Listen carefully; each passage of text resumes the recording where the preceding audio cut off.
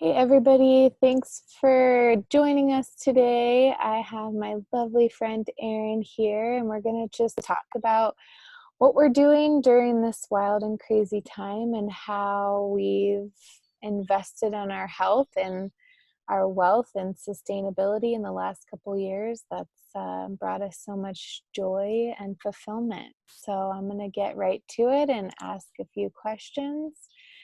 So, my first question for her is how she's feeling right now being in California with all of these people sick all around her with the coronavirus. Mm, cool. Thanks, Miss Ashley. Hello, everybody. It's so nice to be on here. We'll try to make this quick, although I love to chat about this kind of stuff. I could talk about it all day. With what's going on right now, I have many mixed emotions and feelings. Feeling at, kind of feeling, I'm quite the empath. I can feel what everybody else is going through. I think we all kind of have that. And so I've been feeling other people a lot and feeling everywhere from hope to fear to all kinds of things. So, me personally, I'm feeling really good about my own body, about my own health. Um, and I have many friends that I can say the same thing about. I know that they take really good care of themselves and they have been. Um, so I don't know that I mean, there's fear. There's definitely fear. Right now, it's just I'm taking it like, I say 12 hours at a time, like half day by half day, and doing the best to take care of myself and love on others. And that's really, that's where my focus is half day at a time and using my time wisely. I love it. It's such a reminder to be present, right? Instead of what we used to live like, which is like planning and planning and planning. And now we're just living moment by moment. And I think this is no better time to make those changes in our life. Um, my second question is, what is your favorite part of your current health routine? How do you Cool. Thank you. stay peaceful in knowing that you have all of the tools you need to stay healthy right now? Yeah. Well, I would say my favorite part of my health routine right now is actually my mornings, um, where I used to have to go to work. Right now, I have the opportunity to relax and take the time to myself. So I've been doing whatever I want in the morning, like whatever my little heart desires within reason. So if it's just like laying in bed for an hour, looking at memes, if it's like calling my grandma or a friend or writing, I do a lot. I love to listen to anything personal growth. So I've been tapping into Napoleon Hill's Think and Grow Rich audiobook and, just whatever I want to do, like cuddle with this cute kitty that's coming over to say hi. And what that allows me to do is feel like I have time for myself because I'm so service oriented. I love to help other people and be with people and help them. And so having the time for myself is actually like the biggest shift that's happened, and it's been really nice. And I find that I'm enjoying my life right now as best as I can versus like working so hard to enjoy my life later. So that's probably, yeah, yeah, that's what I would say. Love I'm it. enjoying that a lot. Yeah, self-care, taking time, putting yourself first, filling your cup first is so important. Mhm. So, in terms of where you are now, how long has it taken you to sort of come to this awareness where, being an empath and being such a giver, it takes a lot out of you. So, how many years or months have you been working on coming back home to yourself and this routine that you've developed for yourself? Yeah. Well, I can say that like I really started to focus on self-care just over like about 6 years ago now. I was in a place where I like pretty much needed to, for my own health and well-being. And it was like in my life. So it was about 6 years ago. And then since then, um, yeah, it's kind of fluctuated between taking care of myself first. That's where it all got started, right? Like I wanted to look good and feel good and have confidence and like be radiant and just feel really good about myself. That's where it really started. A little bit vain, but like, in a good spirit, I think. And then it's quickly switched over to, okay, like I found what works for me within like a year. I really had found what worked for me. And then it switched into service mode. So I wanted to like help everybody else. And then really in the last, since 2019, I made the big realization like, oh my God, like I'm not even refilling myself. I'm not fulfilled really. I'm not taking the best care of myself first. So I would say the last 2 years I've really been focusing, or 2019 and into this year now. That's what I've been really focusing again on myself. I love that. So, so important. Such a great reminder of how, if we don't, again, fill our cups, so we don't love ourselves, it's really, really hard to fully support or love someone else. So that leads me to my Yeah. next question, which is, what would you like others to know about their own health and the power they have to take charge? Mm. Whew. Yeah, it's so interesting when I hear like, "What's the one thing?" And I'm like, well, um, I mean, I think I have two things. I'll give you two things. So first is that yes, we do have the power. Our bodies are healing machines. Like if I could just be, kind of preachy about it, but like really, I'm a scientist. I'm a biochemist at heart, and I understand the like general workings of how it works. And our body is literally always wanting to heal. Like that's what it does. Our whole, like, why would we have a body that doesn't want to heal? Like that doesn't make any sense. So um our bodies want to heal, and so it's just about getting it like the right tools. And so once you find the right tools, then I think a lot can change. And I think it starts with the like belief and the desire, belief and desire, right? So it's not just one thing. But I would say that we can't say that would, I'll just leave it at that. That our bodies are super powerful and they just are like wanting to be better and grow and feel young and alive for a long time. And I think that maybe we've kind of stepped away from that realization. Yeah. I love that. Thank you so much. And yes, your background in biology and science is, it completes this circle of, awareness of the ability we have to heal ourselves and to take charge and make changes every single day. Which leads me to my next question, which is, what are the first 3 steps someone can take today to start changing their health, the trajectory of their life? And, I know it's hard to put some of this stuff into words or minimize it in any way, and that's not what I want to do. I just want to give people the opportunity to start today, you know. Right. Yeah, I love that. I love that. I'm a very like practical person. Like, how can we get it done simple, easy, and successfully? Like, I'm just like, I keep it real simple. And I was actually journaling about this last night.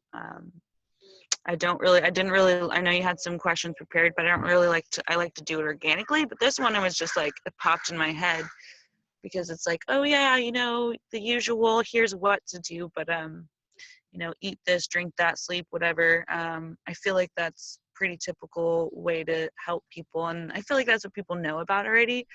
So what came to mind yesterday was number one, like I know you and I have been working on these sort of like pillars of health, these like, what's the most effective, affordable you know, being like, give us the best bang for our buck and really change things in a big way. And my biggest pillar, I'll share with you guys, I haven't even really like rolled out this whole project I've been working on, but my biggest pillar is community. It's absolutely community. I'd love to hear if anybody thinks there's something else, but to me, I had this realization that within community, all is possible. All the resources are available within other people and networks, and you know, so and so knows so and so that'll help you get done whatever you need to get done. So that's my number one pillar, is finding a buddy and finding mentors and peers who are doing what you want to do and are successful in what you want to do. So that's number one, is find a buddy. Um, or maybe not even in order, like you got to have the desire too, you know. So having time to self-reflect and sit with the self and reflect, I think, is another big tool. That's not just the general what to eat or, you know, actual habits, but that is a habit, like getting into the habit of self-reflecting. And so that's why I'm like not sure if that's before community or after. I think different people are going to have different entry points there. Like for me, I started on my own, but you know, for other people, maybe they get inspired by somebody else, link arms with somebody else, and then they get started, and then they're like, oh my gosh, now I understand what goals are and I actually want to have them. So I think both those two, you know, being with the self and reflecting inward and like getting clear on desires and what's going to happen, like what are your desires and what do you want to create for yourself, and finding people who align with that, whichever way comes first. And number three, um, oh yeah, this is what I was journaling about, studying. So once you have your community and once you have your desires outlined and in mind, then study, like become, this is what I'm learning from Napoleon Hill, from, you know, the most successful people of all time that we know about in our history. What did they do? They became obsessed. They went after their desires like with like they didn't have any other desires. So those are my big three. I love that. Thank you so much for sharing all of that. I really hope that anyone watching feels anything that you've said that resonated with them. If they comment and let us know, you know, how this is Yeah. affecting them. So thank you. I really appreciate that. Yeah, thanks. My head for long to have a way to share it. Thanks for listening. Yeah. Awesome. Cool. Great. So that's me. Thank you for your questions. Those are really fun, and I'm enjoying this interview a lot. And so I'll do a little intro on you, Miss Ashley, and I've got some questions to throw your way as well. So you and I met a couple years ago. I'm sorry I'm terrible with details, but I know how you make me feel, so I'll talk about that.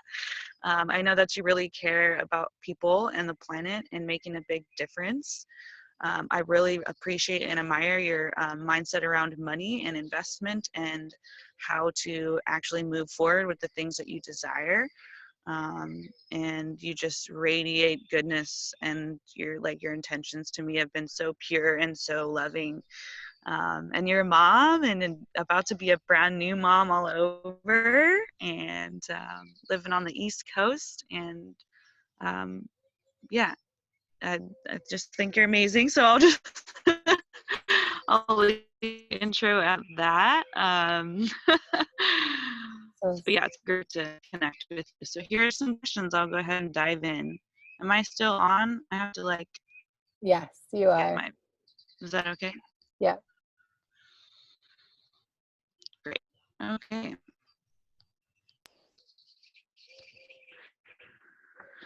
All right. One for you, Miss Ashley. What was your experience of the pandemic as a mom who's also pregnant? Mm, this experience has been, I would say, waves. You know, there's moments of my life where I feel really confident in where I am in my health journey and my family's journey. We have all of the tools in our house. We cook every single meal from scratch. We know what we're eating. We do all of the right things in terms of health. You know, we sleep properly. We do, like you said, all the steps. But emotionally and mentally, this is just taxing who is, you know, is not pregnant. And so pregnancy brings about a ton of different emotions, whether you're going through a pandemic or not. And so I think what I'm confident in is the fact that I have the tools to sort of bring me back into alignment or bring me back into peace of mind, in any moment. That's not to say like there are days where I'm not completely exhausted and anxious or frustrated with, you know, toddler life and never getting like a real solid break. But it's just waves, riding the waves. Yes. So, Mhm. Yeah, I hear that. Thank you for sharing. You and I have been doing calls recently, so I know a little. I have a little insight into your busy day of having a toddler. I can only imagine. Hopefully, one day, right? yeah. So great, thanks. So number two, what do you do when you notice fears or worries arise? So I've been adjusting my routine a little bit lately. I find that it's really hard for me to get down and get on the ground and do yoga like I used to.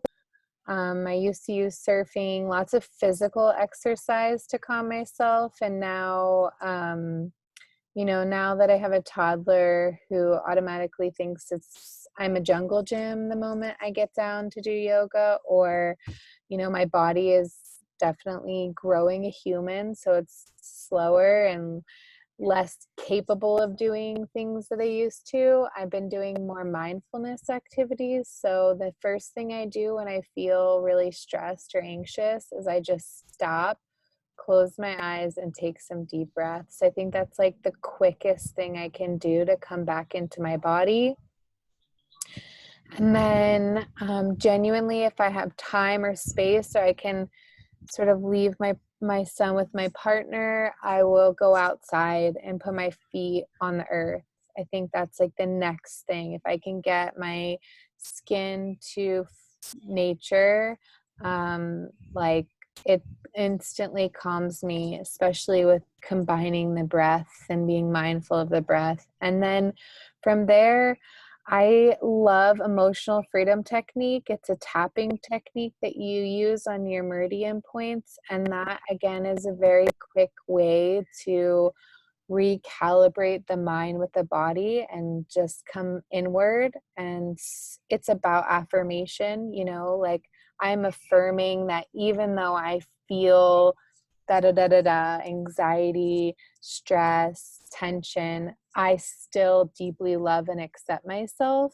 So there's no judgment or ridicule upon myself for having these feelings. I allow myself to feel all of it, and it's a very different process than, you know, most of my life, where is as things that were uncomfortable would come up, I would push them away, I would run from them, I would distract my mind, I would you know, do something to sort of, yeah, just push it away. Whereas now I really, really try to sit with it and ask, like, what is this teaching me? How is this helping me? What is this serving? What is this emotion serving? Because all of our emotions are serving something. And just that awareness has changed so much for me, because I don't feel like I hold on to things as much, which means that in turn, um, disease doesn't manifest as rapidly as it used to. I used to be sick all the time, and I think about how much I was holding on to.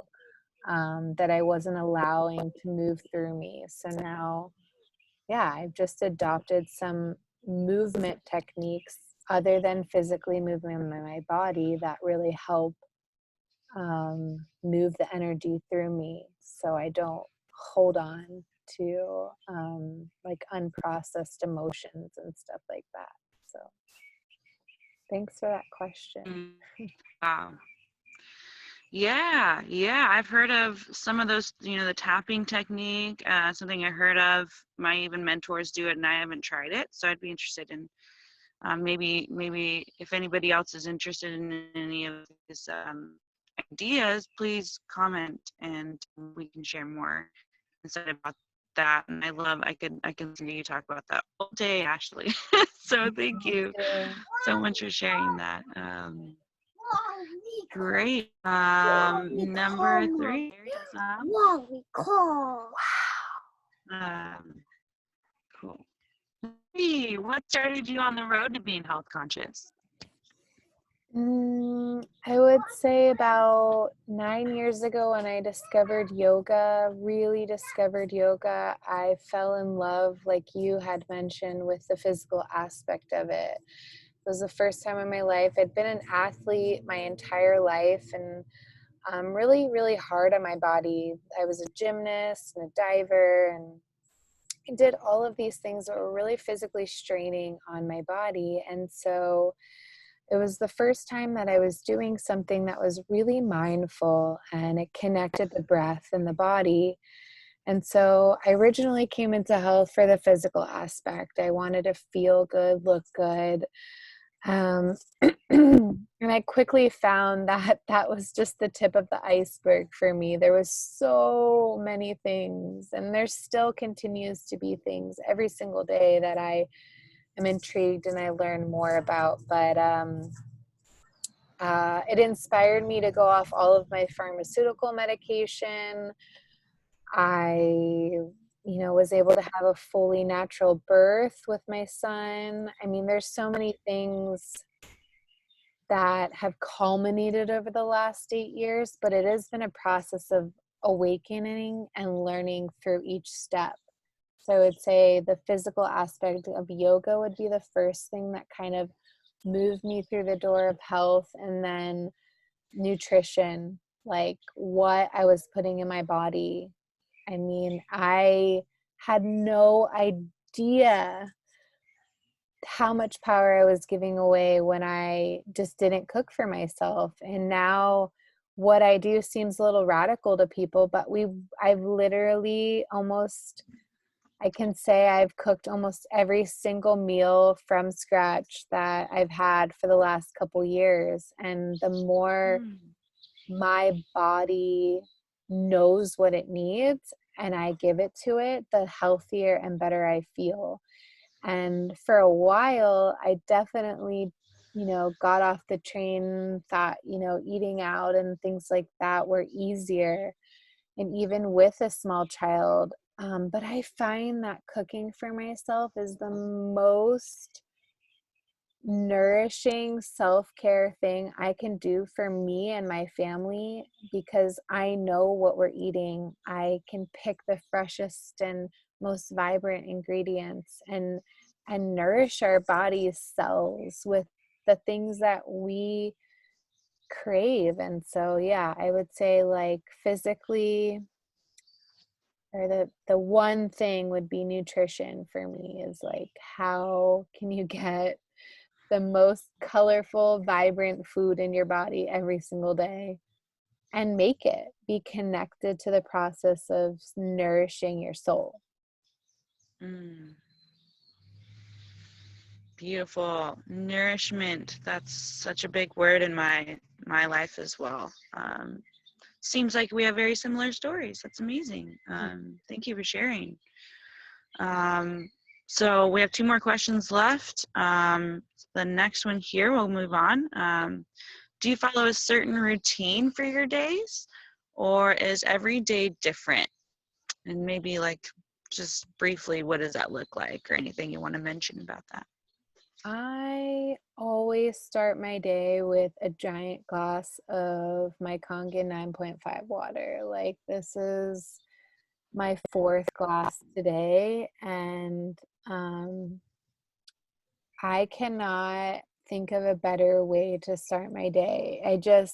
It connects me to water energy. Like, every time I turn my machine on, or every time I hear it talk to me, I'm just so grateful for this water. It truly, truly enhances my life in every way. So that is like the number one thing I start my day with. I make tea with it genuinely, but I always start with just a regular glass of 16 ounces of water, which just gets the cells nourished, and it starts my day on a really good note. And then I genuinely try to do some sort of podcast or education, like you said, study, become obsessed. Like, I am obsessed with learning.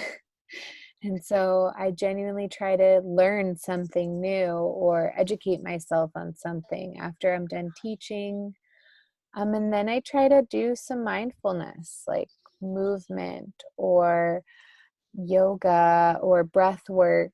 Um, and then usually my son's waking up and it's time for breakfast. And our routine every single day is a complete protein shake. And we love making them because they're like little frosties from, like when I was growing up, I loved frosties. And I just do frozen banana, almond milk, uh, chocolate protein powder, and banana or peanut butter, and it's like so yummy. We crave it every day, eat it every day, and I just love it. But it starts our day just like with so much plant nutrition.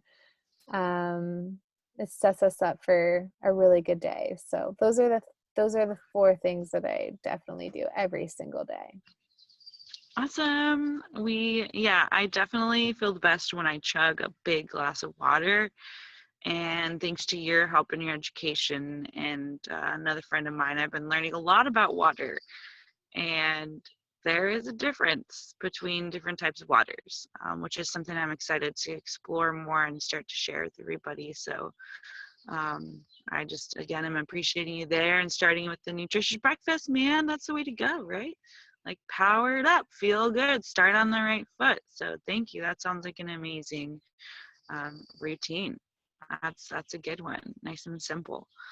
And the last question, we'll just wrap it up here after this. What are the most important perspective changes you've made around health so far? Mm. I would just say that everything that you think, eat, the people you're around, the products you put on your body, it all affects you. And slowly opening yourself to the awareness of all of that is so powerful. I changed the way I ate, I changed the way I think, I changed the way I move throughout life. But the last step that I wasn't really doing was my water. And that was something that I just recently changed within the last year. And I just noticed all of these things like affect every little aspect of my being.